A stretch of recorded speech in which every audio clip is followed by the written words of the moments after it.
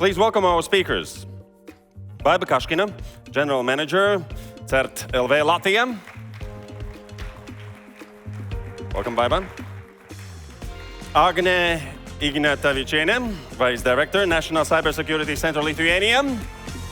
Agnė.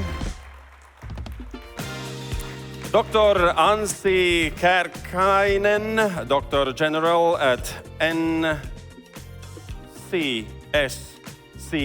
Finland. I did it. Doctor, welcome to the stage. Well then, also Gert Auväärt, Director of Cybersecurity Estonian Information Systems Authority. Welcome to the stage. So let's see, the microphones are on. You can use water if you want. We have this time some 45 minutes left. We'll begin with cross-border cyber resilience, past lessons and future threats. That is the whole cap of our discussion. So please make sure that in case you feel like this is your question or your topic, put up your hand and we will listen to you. So, opening round, key learnings from the past. And please have like 3 minutes each and answer the question, what are the most significant cybersecurity challenges you have faced in the past 5 years? And maybe later on we will talk about one major improvement you have done because of that. So, most significant cybersecurity challenge, past 5 years. Who's ready? Let's go. Of course. Good Baiba, morning, everyone. Well, past 5 years, I think, have marked so many changes in our society. First of all, COVID falls in this framework. We almost forgot about that, right? But that was just previous life. Yes, exactly. There was life before COVID.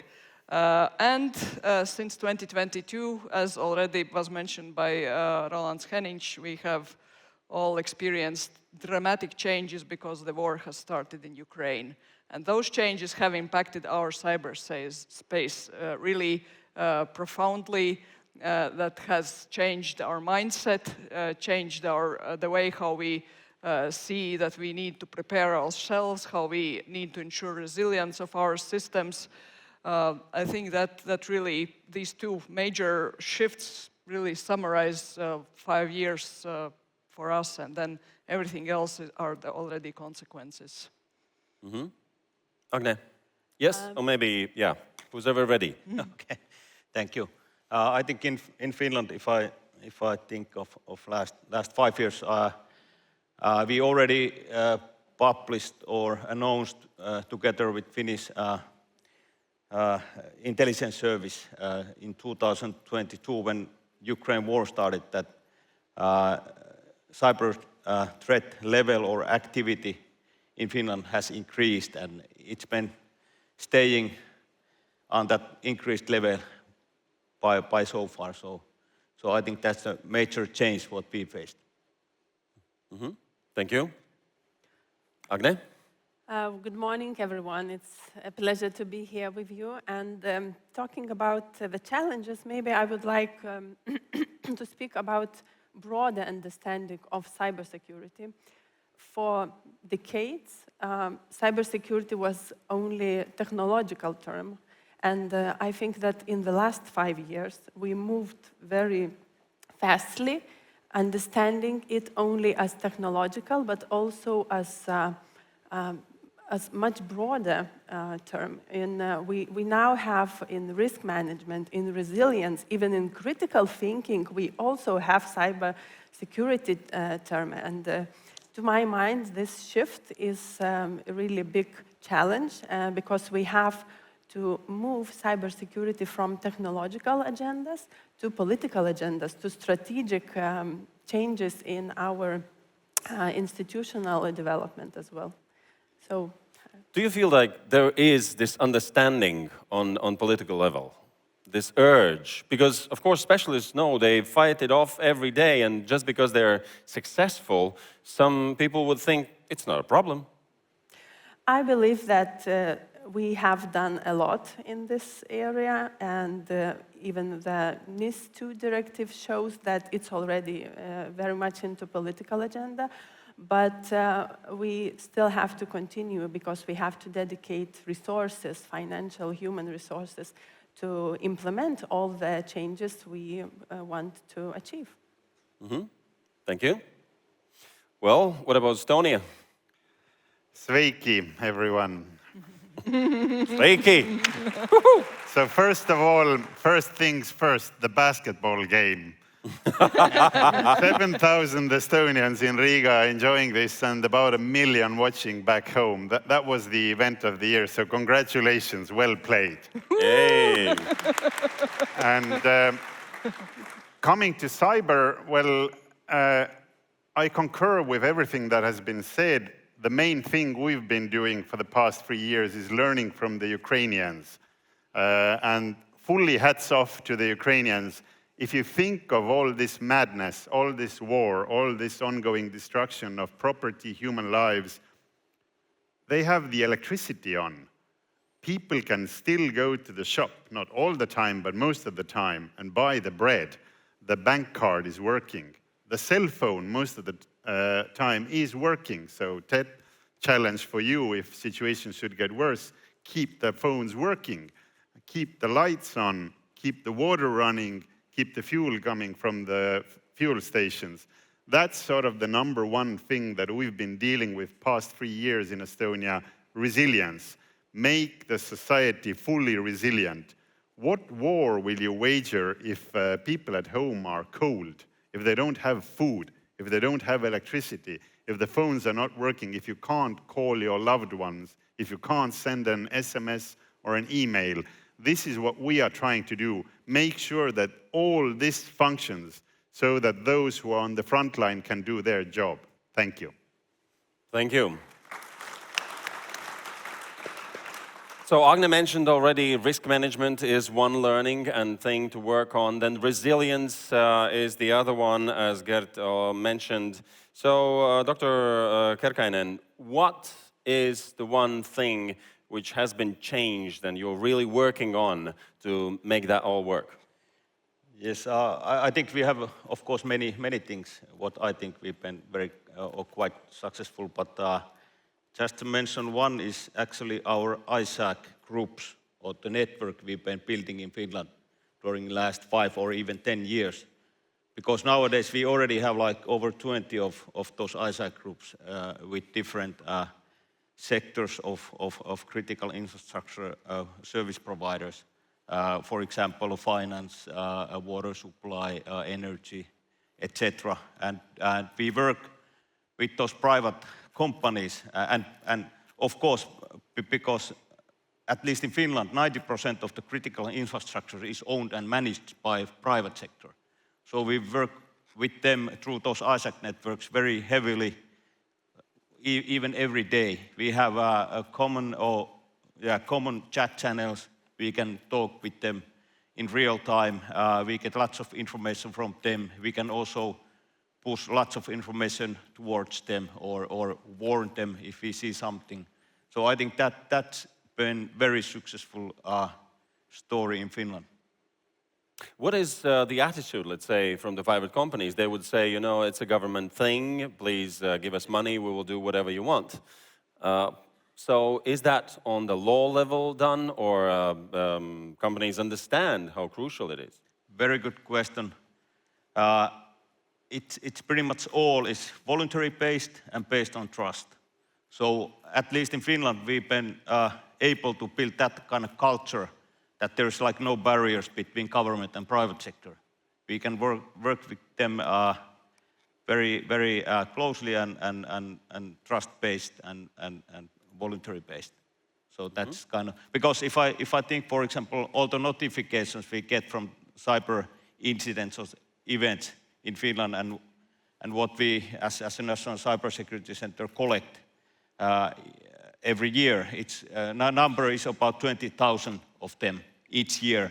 And I would say like 99% of those notifications what we get are all voluntary based.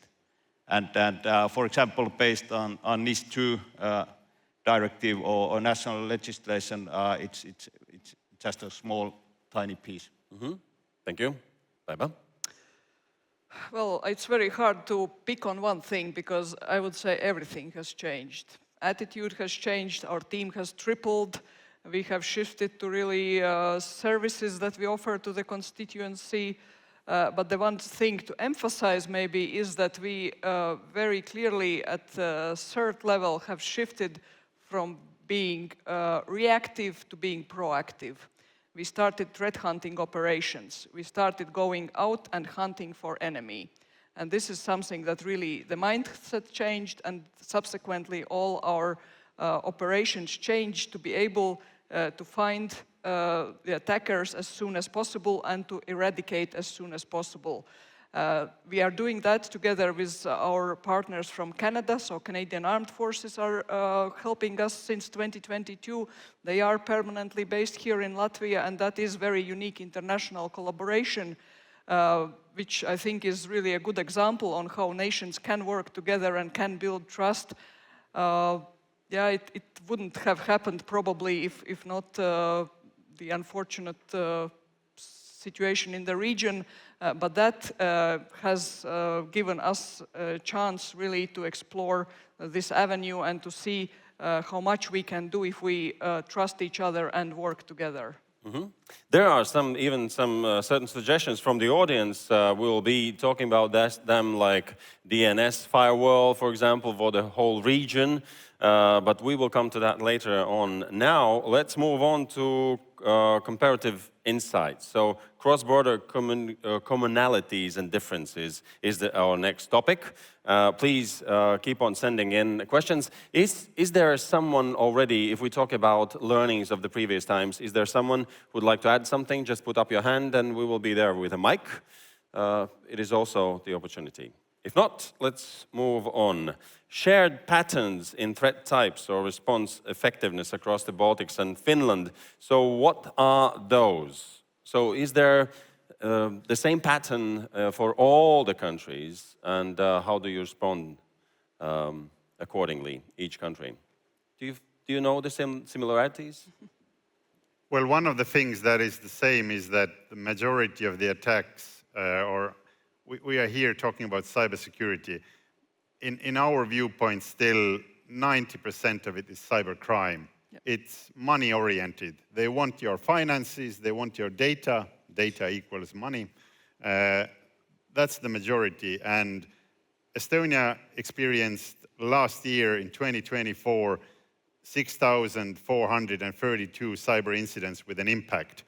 And these are the cases that our CERT did the triage, that we handled the incident, and when I say incident with an impact, what do I mean? I mean that the criminal set themselves a goal, and they achieved that goal, be it in full or be it partly, but they got to see something that they shouldn't see, they got to download something that they shouldn't download, they got to steal funds or data, they got to take down a system or encrypt it. 6,432 times last year in Estonia. And about 4,000 of these were phishing. So I could basically delete that and not count that. But we see, and Finland sees, Lithuania sees, Latvia sees, that phishing is the first step of the more serious attack to follow. Because with the phishing attack, they get your credentials, they get your name, they get your username, and maybe something else, your home address, etc., etc. And these things build up, and the next attack will be much more tailor-made. And these are things where we can cooperate, where we can share best practices, what to do, what not to do. But I'll stop here, otherwise it's a monologue. So Thank you. Can you relate to that? Maybe I can continue about this response side for cybercrime. And the answer is cooperation. Baiba already explained the good example they have. I would like also to share that we have regional cyber defense center in Lithuania, in our national cybersecurity center. And we work together with United States, with Ukraine, with Czech Republic, with Poland, with Georgia, and we feel that this threat analysis and sharing information is really important and helps for other partners to to get quicker information about the possible bad events to happen and to stop them. Also, I would like to say that a good example of cooperation is European Union PESCO CERT project, which is now wide. We have 12 countries, and I'm happy that we have Baltic partners and Finland also in this circle. And we see that it not only implements the direct goals, this response, the hunting missions, but it's also a good platform for gaining more experience for people and being able to have missions in the countries separately. Also, we feel, and I think your Mr. Rollins also mentioned that in the last few years, we feel mutual affirmative with like-minded countries in Indo-Pacific area. You mentioned already Singapore.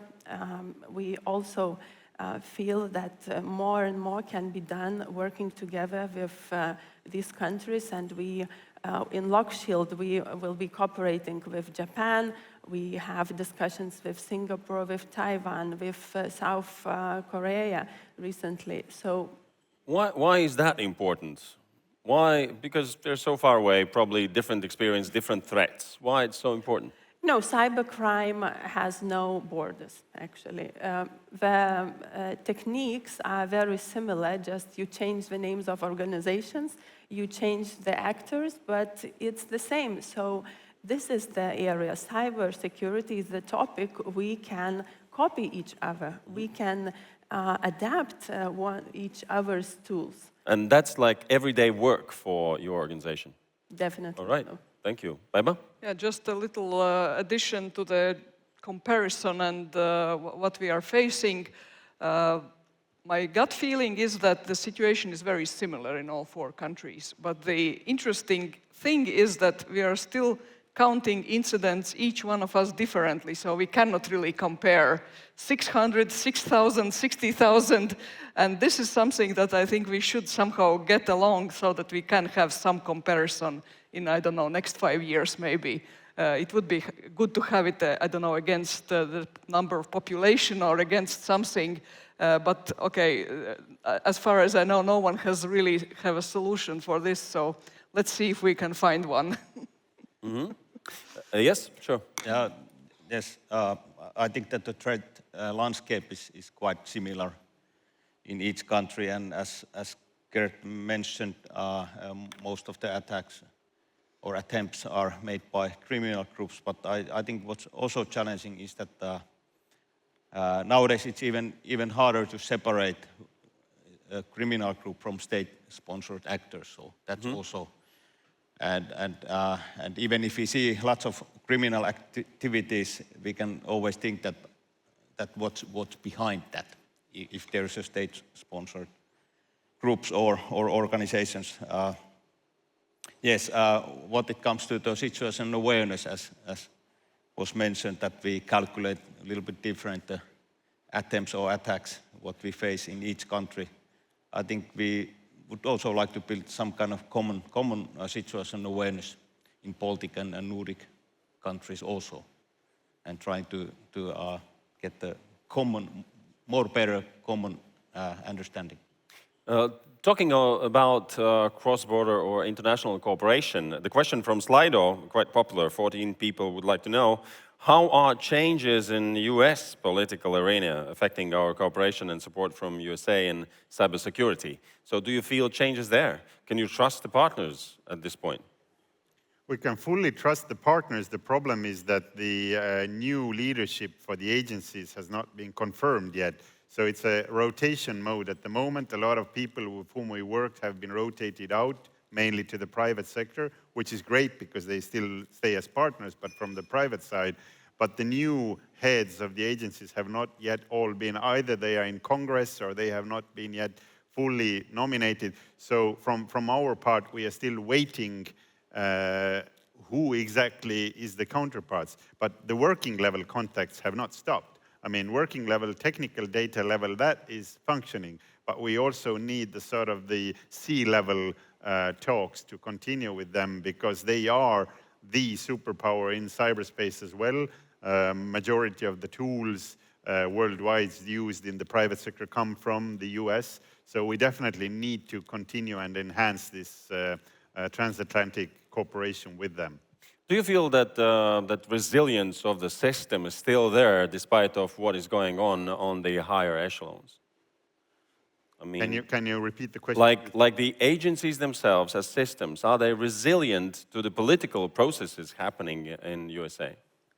Well, most definitely every one of us has to mitigate our own risks. It's an old saying, I think, in all our languages, that don't put all the eggs in one basket. So this is how you're supposed to build your infosystems, that if something happens with one, you switch to another.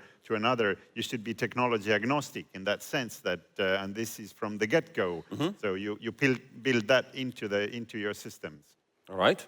Yep. Sure, Agne? To continue, we should not only have one main partners, yes? We should build a list, a bucket of not eggs, but of partners. And that's why we are sitting here. That's why we have to discuss with our closest colleagues how we can work during the concrete cyber attacks, significant incidents. And I think sitting here is already a sign that we can increase this cooperation by very concrete steps. That's a very good point. Just two small additions. First of all, I think that we can feel and experience that they, in the US, in the agency, are lacking resources, that there are less people than they need, and they are struggling with that. But, well, things happen, and I really hope that there will be, again, turnover, and there will be a possibility to resume projects that have been put on pause now. And one good example in this regard is that there was a course planned in Latvia in March, but then due to all the changes in the government, it was postponed, but it is happening this week now in Riga. So tutors from Carnegie Mellon University are here. Everything is happening. So half a year later, they are back on track, and I think that's a good sign. In a minute, I would like to hear about outcomes, diverging approaches or outcomes between countries, what works and what's not working. So maybe you can share experience on that. But before that, Baiba, you have a special question to you from Slido. Are there any cybersecurity best practices from our neighbors we are going to implement in Latvia to improve our public cybersecurity resilience infrastructure? Well, in the future form, it's maybe not so straight. I don't have a straight answer, but in the past form, we were very much encouraged by Lithuanian go with the DNS firewall. You were the first ones to put it in the law. You said, well, this has to be in the law, and that kind of made us believe that yes, it's possible. And we also decided to go that way. And since last year, it is in the law that we can countrywide block phishing sites, malware sites that are identified by National Cybersecurity Center. And I think that is a major breakthrough in the way how we can fight these things. Is it also working that way in Estonia and Finland? Like someone just said, come on, let's do this. You have to do this. Law is law, handled on the political levels, and we have the same sort of set of rules coming from Brussels. So we definitely have the similarities there, but the setup is different. I mean, even here, the whole NCC is under the MOD. We are under Ministry of Justice, and you are under Transport and Communications. So different ministries, but that doesn't matter. That we are tackling the same issues. We are talking to each other. We are exchanging these best practices. I mean, we are here on stage now, so bilateral meetings also taking place today between us to enhance this cooperation. Is it possible to synchronize cybersecurity efforts on level of, let's say, Baltic states or Baltic Sea states? What is being done to synchronize it so there's no opportunities for bad people to go through one country to get into the others? It's also a question from Slido. Yep. I think one instrument or tool is NIS2 directive, which I don't know what's the situation in your countries, but we... Very, very interesting. we actually accepted our national law in the beginning of April this year. And in that law, it gives us also to us some new tools to tackle challenges. But again, it's a little bit national approach what details you put in your national law, because NIS2 gives you a kind of umbrella and some requirements, but then you can still design your own little details in national level. So we are fully in awe of the Latvians here. You guys managed this NIS2 immediately. You're like the champions of this. So we are still lagging behind. We consider this a very difficult issue and How do you know? How do you know that? So what tells you that we are the champions? You enacted the law, you adopted it, you decided this is what you're going to do, and you're doing it now. That's our read of the situation. We are still, it's still going to the government, and everyone is still debating, and all the lobby groups have their interests, and everyone is still arguing, no, we should do this and this and this. Latvians, please put up your hands if you feel like, yeah, that's true. Yeah, yes, yeah, okay, thank you. All right, any questions from the audience? If you would like to put up your hand, we have microphone. Okay. Then, what worked and what didn't? So what are the differences? Maybe some learnings. You tried something, it didn't work. Anybody? Maybe Yes. I can start Agnė? with what worked actually in cooperation. Yeah. When I was preparing for this discussion, I talked a bit with my colleagues, and they told that they feel a very good example of our Baltic cooperation was monitoring cyberspace during the BREL. In February, when the energy had to move from BREL, separation from BREL circle. So at least my colleagues mentioned that we had good communication channels, good exchange of useful information, not only, just ordinary information, but it was useful, and it kind of gave understanding that we could continue with these maybe small steps, but... So you have good experience in that? Yes. All right. Anything to add? Yes?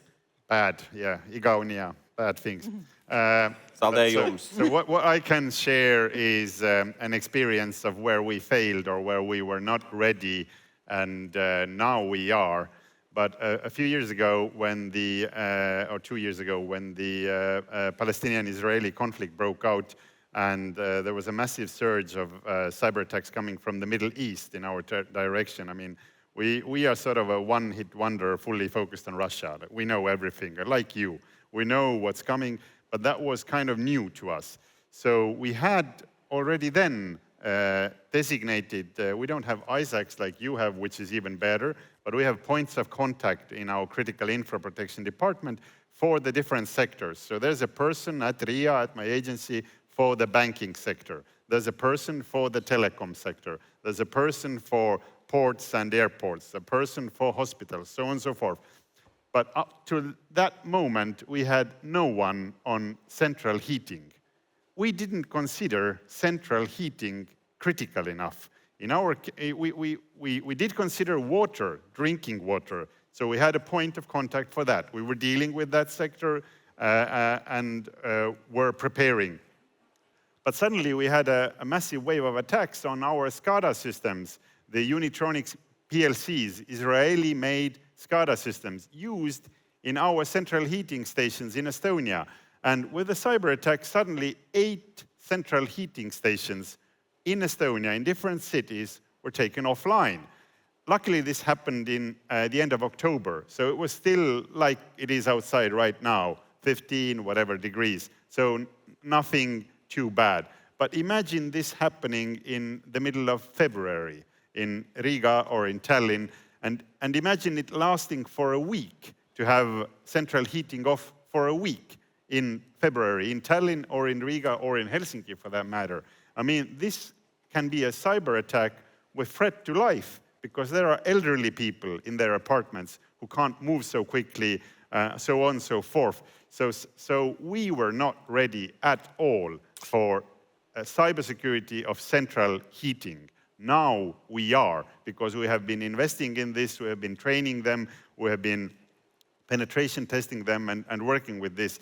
But what I mean with this story, that constantly new sectors pop up, or new avenues where we, together with the private sector, with Telia in Estonia, or Elisa or Tele2 or Tet here, or any of your competitors, need to work with that sector to defend their systems, because it can have a huge impact on society, on how the society functions. So anyway, that's one example. Are you saying that there should be like political analysts in your organizations who know exactly what kind of hardware of which producers are being used in critical infrastructure to predict where next attacks could come from? I am saying that you need to know what the cross-sector dependencies are. You need to analyze that if TET is down, what else is down tomorrow?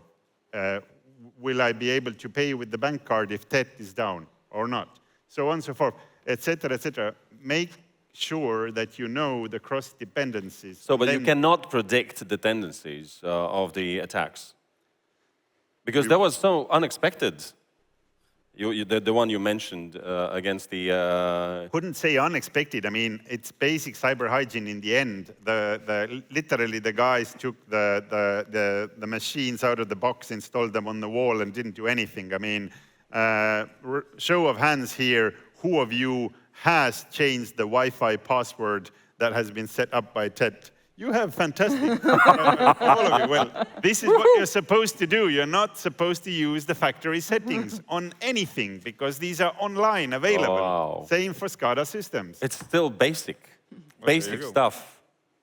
Yep. Yeah, it's actually always basic stuff. I don't know if we have failed very much, but for example, if I think of city of Helsinki breach, about over a year ago, in which we lost like data of almost hundreds of thousands students and teachers and others. Doctor, can you put up the mic? Oh, sorry.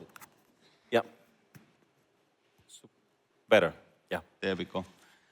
So in which we lost lots of data on hundreds of thousands of teachers and students and etc. City of Helsinki employees. And but again, it was just a question of old edge device. And the City of Helsinki ICT organization, they didn't even know that this old device or service was up and running. And in that way, it was not patched, and it was very easy target to the attacker. So once again, basic things. And that's pretty much what I think that also NIS2 and national legislation in Finland will improve or make things better, that it really sets those requirements. And in Finland, we are not very happy to give tickets or penalties, but be more like proactive and discuss and guide those different sectors and actors and companies. But that new law gives us some more tools. Yeah, very briefly, because we have to look into the future so people know where to go and what to prepare for. I agree with a colleague that we should be proactive, and experts should help those institutions, those actors who has to comply to the directive, to law, by giving ideas, giving tools, and also helping to implement. For example, we are helping to create joint SOCs in our public sector. Municipalities, we invited them to create joint SOCs, and now we are having some pilot projects. We have discussions with other municipalities, and they feel that it is a way to go further. We'll come back also to this topic also later today, talking about SOCs. But now one question on from the Slido, and this is concerning new threats. So what is known now, what we can predict and what not? Like new emerging cyber threats you could foresee, for example, AI-driven attacks, nation-state threats, supply chain risks, and quantum or post-quantum coding. And then the question from Slido is like this: how can we build a safe AI environment in enterprise IT infrastructure? What tools can be used to secure AI usage? So let's talk about a little bit on that. Also, AI being used in cyber attacks. Anybody? So the very first thing that pops to mind is the speed and quality of attacks have gone up. I mean, of course, the criminals are using this, and of course, we should use it in defending our systems. So when we are counting the cyber incidents, we are not talking about automated defense at all. These are in the hundreds of millions. We're not even counting these numbers. But what I mean that the quality has gone up is that if for years, probably you had those as well, that they were called the Nigerian letter. You got the letter that you have won $1 million. Your great aunt has died, and all you have to do is like fill this out. You immediately, as a human being, your psychology kicks in when you get this letter. It's full of mistakes. You know that it's a scam. I'm not going to fall for this. Well, now, with the use of large language models, it looks as if the most beautiful Latvian language letter that you have ever seen is in your mailbox. It is exquisitely beautiful. Don't believe those letters. So this is now what we are saying, that if the letter has no mistakes, it's not written by a human being. Human beings make mistakes. Oh, but let's see from the other side. Let's see you have AI already integrated in your systems. Can you make a safe environment for using AI in your everyday work and be sure that that AI won't be the gateway to your system? But it's just another tool. We shouldn't put it in a very separate box. It's just another system, just another tool, and we have to have rules how to use it. We have to have proper defenses for that system. It does enlarge the attack surface that we have. It does enlarge it logically, physically, in all respects. And I think we should be very sort of pragmatic in this approach, and not to put AI as another human being in our office. It's just another tool. Yes, it's very powerful, but it's a tool. Okay, the question was about also DNS ugunsmūris. Has there been any discussion firewall about uniting efforts to create DNS firewall for the entire region? Maybe Baiba, very briefly, you can describe DNS ugunsmūris in case we need. So we are talking about DNS firewall protection mechanism as it is in place in Latvia and Lithuania, that there is centralized mechanism where CERTs together with the agencies provide the list of domain names that should be blocked, and then ISPs implement those in their infrastructures. There are, however, I think differences how it is built in our countries. I think that Europe is going in that direction. With DNS for EU project, this is something where we are slowly moving. It will not happen tomorrow, but at some point, I think these things will happen. Can we make it faster for the region? I do not know. We could probably try to unite lists of Latvia and Lithuania, but then it will not create such a big difference, because we are focusing on those domains that are phishing Latvians.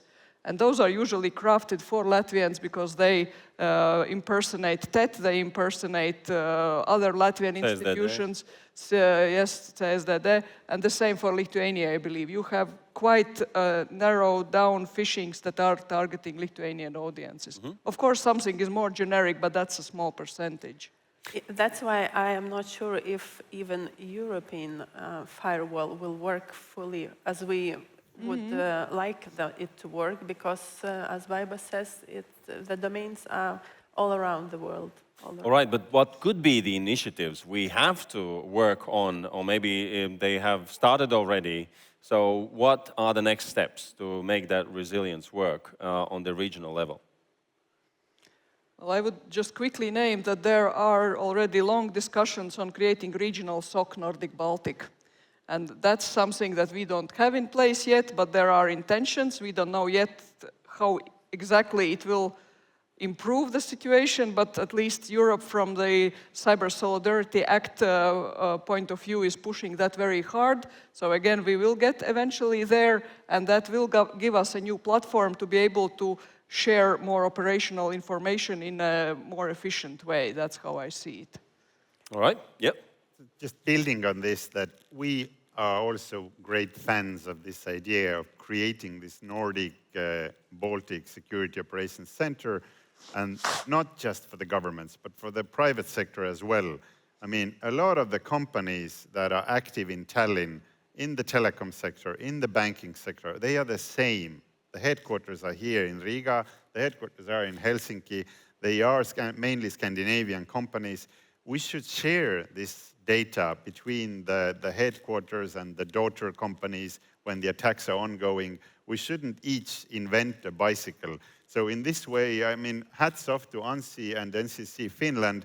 When this Helsinki event happened, they informed us immediately. We knew that this is going on. So this is my wish as the director of NCC Estonia, is that if there is a cybersecurity incident, whether in Vilnius or in Riga, that I do not want to read about this in the paper first. I want to know already before it is in the papers, because maybe the same thing is hitting us, or maybe it already hit us and I can share what did we do to fix the problem. But currently we are still all a little bit, let's keep it close to the vest. Let's solve the issue first and then talk. So we have sort of breached this with Finland. We are talking first, trusting fully, and trust has to be earned, and of course it can be breached. But what is the culture of reporting right now on incidents? Because sometimes companies are quite reluctant knowing about the sanctions and not being sure that reporting will be better than just hiding it. So what is the situation in our region? As I already told, in Finland we have quite nice culture so far, and we trust each other. I was actually thinking that maybe we should try to build some kind of cross-border ISAC groups, because we already have the model what we do in national level, but we could also spread that cross-border and have like multinational ISACs. Could it be done? Absolutely. Absolutely? Yeah. No. What's the next step? And I think to some extent that already happens, because electricity companies talk to each other from at least Baltic states, definitely. The same is for the operators also, they talk. So it is already on the way. Yeah. Well, before we ask you one last like a takeaway or call to action, there's one more question from Slido about the hardware, critical hardware, let's say cables. So we can do all the software things and then suddenly someone just, cut the cable. Are we resilient to that? What is being done? What will be changed? Is there anything we can do as the industry?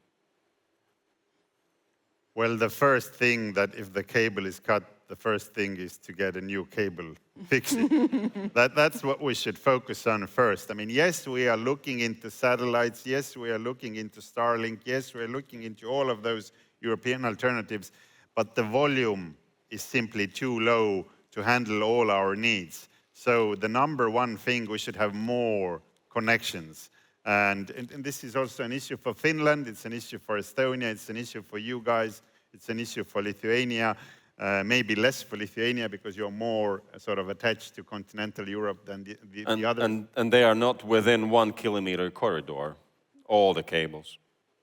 Yeah. So it is an issue, and the governments are dealing with this. We're taking this super seriously, and satellites is an alternative, but it's a very small alternative because of the volume. Again, it's not enough. But then again, Gert, I mean, we've never been down. Yes, things have been cut here and there, but thanks to TET, thanks to other telcos, we have resiliency. We have never been really isolated or down. So I think this region is doing well in this regard. Yeah, yes, exactly those two things, having routes enough or alternative routes, and then having a capability to repair those cables. And what happened in Finland last Christmas time, when we had the cable cut, we didn't actually see any challenges or problems with the services we were running in Finland. And I talked with one company, and they told that that when we had this cable cut, they lost like few tens of packets of data, and that's all, because internet works very well and correctly, so it reroutes all the traffic. So having enough alternative routes is vital. All right. Any questions from the audience? If you would like to ask, put up. Yeah, there's the hand. Do we have a microphone? Microphones? Yeah. Please put up your hand so we know. Hello? Microphones? Yep, there. No, we need you to hear. Because we have online viewers too, so they would like to know also what you're asking. I actually want to ask a question that is slightly from a different area, and I think what I observe sometimes the discussions are happening in bubbles and not crossing over. There's a debate in Europe now on children's security, which is kind of usually online safety for kids, not about cybersecurity. But there's a link on methodology, how this might be implemented. And there's a discussion about chat control and breaking encryption for that purpose, to be able to screen children's sort of communication and safety. And I saw the map where Latvia and Lithuania stood for it. I think Finland, Estonia was against, and the map of Europe looked very different. And I was wondering whether you have some take what this children online safety debate that is now very heavily happening in Europe, also on age verification, which is a question about privacy and that. Do you see that impact on cybersecurity, and do you have maybe some comments? Because these debates tend to happen, children online safety is discussed in other bubble, but eventually I think these things come together. So I would be interested to hear from a region, what's your take on cybersecurity given that discussion? Thank you. Yeah, that is a discussion about privacy versus cybersecurity also. And this is a very particular case. Any comments on this? I can just give a very quick comment that suddenly the bubbles have merged and our opinion has been asked. So we also have prepared a very thorough review, and I think there are some fundamental really topics in this legislation that, yes, the goal is noble, but the technical means are not there. If you want to check URLs, you will have to check the whole text, which means really the whole text of the communication. And if you want to check images proactively, then you will have to check all images that are ever sent. So the extent to which this will impact all the communication is so large that we would say it's unproportional. Of course, we are not the agency protecting privacy, but we are stressing that technically you cannot separate these things before looking at them. Are you saying that people who voted for it just didn't know the implications, technical implications? I cannot say yes, but I'm afraid that might be the case to some extent. All right, any other takes?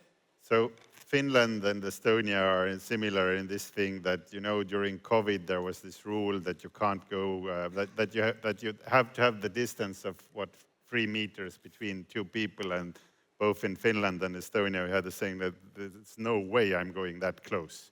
I mean, why should I suddenly now go that close? So the privacy element is very strong in our societies. That's number one. Everything else comes sort of after that. It's difficult to let go of that notion. In our case, it's the Minister of Justice who is dealing with this issue and the protection of the child and all those issues. So I'm not going to go in that. But the other side of the coin, the cybersecurity side, I'll touch upon this a little bit. What we are focusing much more now, and we're actually copying the Finns. They had a wonderful booklet for elementary school kids on basic cyber hygiene, basic cyber rules, what to do, what not to do with your phone, with your tablet, with your computer. And we actually translated your book after our last bilateral meeting into Estonian, handed it to all Estonian schools last year and now again this year. So, and it's really working because all of you, or most of you, are parents here. I have 2 sons, and when they go to school, you give them a phone. Do you sit down with them for half an hour and talk about cybersecurity? I mean, honestly, raise your hand if you did that. I mean, I did that because I work in cybersecurity. But majority of parents just give the phone. And I mean, you learn it at school. But this Yeah, should because not be the kids case. know more about technologies than we do. So if I would sit down with my daughters and say, let's talk about cybersecurity, they would say, well, Dad, what do you want to know? Well, the government can give a helping hand here. We have at our website something called IT Securely. It's also in English, and sort of famous actors and athletes, Estonian, have done 2-minute video clips. So I constantly have this saying that if you don't know, just open that and play a few of those videos and show them to the kid. Like, these are the very basics. Like, the most basic thing, I am 100% certain that there is not a single person in this room who has a password anywhere that is one word that starts with a capital letter and ends with a number. There is no such person, because that's the weakest possible password. No. The question should be asked, do you know any persons who have this? So then it will be easier to answer. Thank you. Anything else on this? Privacy versus cybersecurity? Yes, I think the both things must be taken care, but not to build a machine that you can misuse. All right. Then one last thing, or takeaway, a call to action to the audience and also to our online audience from this discussion from each country, please. Taking care of previous 5 years and learnings from them, and what we are going to face in terms of cybersecurity in next 5 years. What we should do and what we shouldn't. Just 3 words, prepare, prepare, and prepare. What should we prepare? I'm sorry. For everything. I was going to say something similar, so buckle up your seatbelts. We are going to experience some turbulences, but more seriously, I think still critical thinking is the one thing that we should somehow encourage and push, and that Critical thinking. and that can save us from quite a lot of problems. Critical thinking.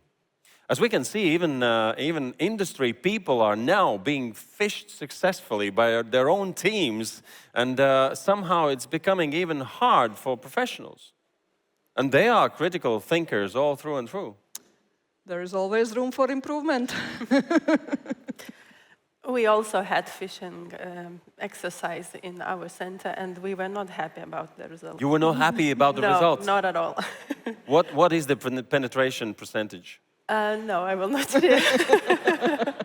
No, it was not as high as you may think of this message, but still, in our organizations, you feel that it should be the minimum. It's like for the people who just didn't read or opened automatically messages or something like that, but it wasn't so. But my maybe a sentence to take away for you is when we talk about cooperation, let's not start with something large. Let's not get engaged into something large, but better build trust by small actions and ensure engagement from our heads of the organizations, from the people who take decisions, and that's it. Well, then just a few more and let's finish this discussion. We have still many questions, but please, if it's possible, approach our speakers during our breaks and lunch break and coffee break and ask those questions. We will not be able to answer them all. There's so many, but we at least try to answer the most popular ones. Please. So I was a kid when I moved, I'm from an island called Saaremaa. Some of you know it. So I was a kid when I moved to Tallinn, and my grandmother told me that the most dangerous place is the market. If you go to the central market, make sure you're holding on to your keys and your wallet. And I was walking around like this all of the time in the market. Well, I have news for you. Your phone is the market. The moment you pick up that device, think of me as a kid in that market, looking around. This is the wild, wild west, and you have to be cautious on what you do. Estonian citizens, average people living in Estonia in the month of July and August lost 4 million euros to phone and email scams. 4 million euros in 2 months. This is the new crime. I mean, realize that. And 90% are still there, these financial crimes, as you said. Yep. Anything else to add? Well, then we are giving a round of applause to our experts.